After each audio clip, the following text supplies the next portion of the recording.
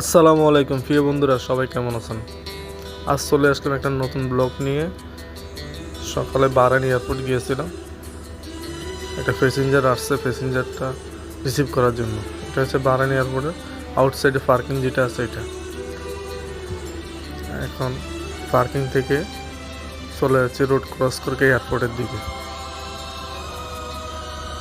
এটা হচ্ছে airport area. এয়ারপোর্টটা আসলে অনেক সুন্দর এয়ারপোর্ট, বাহরাইন এয়ারপোর্ট। পরিবেশটা অনেক সুন্দর।